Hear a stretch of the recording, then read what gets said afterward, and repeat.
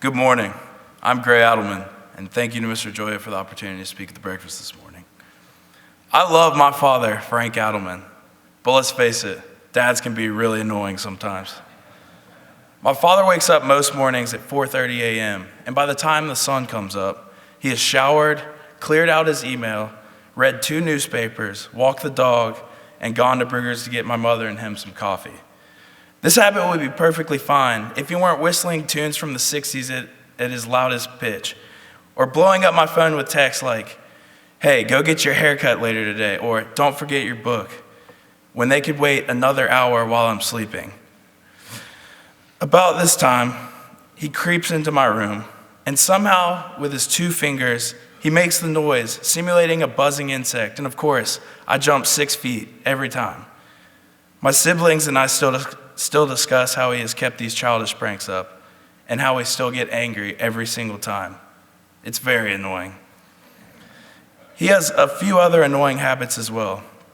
For instance, he is known to scare dogs and small children during UT football games by his monstrous yells. Other than the occasional damn or hell, he has never been the guy to use bad language or tell off-color stories. Although his yelling annoys many people, he has set a very good example to me in this aspect. He is also known for his strings of nicknames that he gives to his children, and he has recited the matriculation of them in front of my friends since I was born. And they get annoying once repeated and repeated and repeated again. For example, he'll go, Gray, Gracie, Shay, Shay Shay, Shillelagh. You get the point. My mom says they're just terms of endearment, but to me, they're the most annoying thing in the world. He has another annoying habit, and I think everyone in the room can relate to this one. There has never been one single occasion where I asked my dad for money, and all he has conjured up is a measly $5 bill. My pleading is then followed by, "Come on, Chief, let's see how long that one lasts you," or "Money is tight right now. Someone's got to hold this fort together." Of course, I thought it was really annoying when I was 13 years old, and he decided to start mentoring 2 6-year-old boys named Ronnie and Donnie through the Big Brothers program. I mean, Big Frank already had 4 kids of his own. What was his business go infringing on our time, father and son time, with these 2? But now, 6 years down the road, I love these 2 like brothers. And by having them, my dad and I have also spent more time with one another while being with the twins. Another annoying quirk about Frank Adelman is every time that we went on a baseball trip, my dad would wake me up so early, no matter what city or state we were in, to make a 7 o'clock mass. And this is really annoying because most of the baseball championship games were at 8:30 in the morning, so we would get there 15 minutes before the first pitch. Although it seemed like the same old annoying dad, he was just setting another good example for me and showing me how to get my priorities straight. The most annoying thing that Frank Adelman has ever done is to accept a job to run a company. Now, to most people, accepting a job to run a company sounds pretty good, except when this job is all the way down in Tampa, Florida. 2 things. First, it is sunny and 75 all year round, no matter what day of the year. It's incredible. But second, hearing that your dad will be in Tampa 5 days a week isn't exactly the ideal childhood you dreamed of. But now that he has been down there for a while, I've learned to cherish time with my dad. I also have learned to appreciate how hard he works for my family. I really know he doesn't want to sit down there in his apartment all alone in beautiful Tampa, 15 minutes from the beach in the best weather in the world, 5 minutes from the Buccaneers Stadium, and 5 minutes from the Yankees spring training stadium. Well, at least I think that's right. Now I've made my father seem like an angel in this speech, but he also has his vices. He has a love for red meat and red wine. Luckily, he also has a love for running every day, too. The last annoying event I'll talk to you about in Frank Adelman's history was when we went to Burger Up on 12th South, known for their famous homemade ketchup that they put on top of their burgers. Big Frank walked in with a bottle of Heinz ketchup in his pocket, and none of the waiters were really happy about that. Although annoying to the waiter and my embarrassed mom, I'm very proud to say that I've been raised in a Heinz ketchup only family. So as we gather on Thanksgiving, be grateful for your annoying dads, and maybe even give them a hug for once, or go toss the pigskin like we did when we were 6 years old. In conclusion, I will paraphrase and hack the greatest American author, Mark Twain.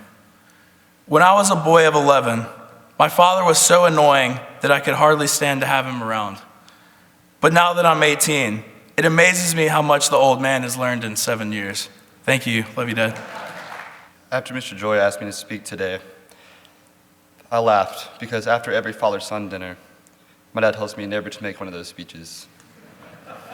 Well, I'm not doing one of those. I'm talking about you and breakfast instead. A trait I feel a true man embodies is loyalty. And to paraphrase what David Brooks said in his commencement speech to Dartmouth this past spring, a man gives loyalty to his spouse and family, loyalty to his faith and philosophy, his career and vocation, and to his community. My father's priority has always been placed on my mom, my brother, and me. I cannot think of one event he's ever missed. He coached my Little League teams while knowing nothing about baseball. He watches me throw shot, which he still knows nothing about. And he used to go to my brother Weston's rowing regattas and science Olympiad tournaments, and he knew nothing about those either. But he's always willing to make the drive from Lebanon and to anywhere to support his sons in any event. My favorite activities with my father include going to ball games and NASCAR races with him, his personal favorite NASCAR, traveling out west to see new national parks and landmarks, and staying at home and just watching our favorite sports on TV. He never misses a moment to hug my brother Weston and me and to let us know that he's proud. He's also one of the 3 founders of West Haven Baptist Church in Lebanon. And that's something I don't ever thank him enough for, is keeping our family in church every Sunday. And finally, a characteristic of my father, perhaps most admirable, is his work ethic. He began working right out of college under my grandfather, Charles Bell, at a factory called the Yalco. After my grandfather's stroke in 1990, the Storndorf factory was forced to close, and so then looking for a career, he started his own company and helped found a local bank called Wilson Bank and Trust. Since then, he's worked from the ground up as a commercial builder, residential home builder, and developer, and remains on the board of the bank. His true character showed when the recession hit a few years back. He made the sacrifice to send Weston and me to MBA to better our future while the housing market was plummeting. A gesture of love and sacrifice I'll forever be grateful for. Almost always, I sense my dad loves me unconditionally, preferring to be himself while at the same time realizing his sense of responsibility and his family duty. My father has always remained a hard-working man with a lot of character. He lives both his work life and his home life with a light-hearted and jocular attitude. He never comes home from a hard day's work without a welcoming smile. His favorite thing to do in the world is laugh, a love I am truly thankful he passed down to me.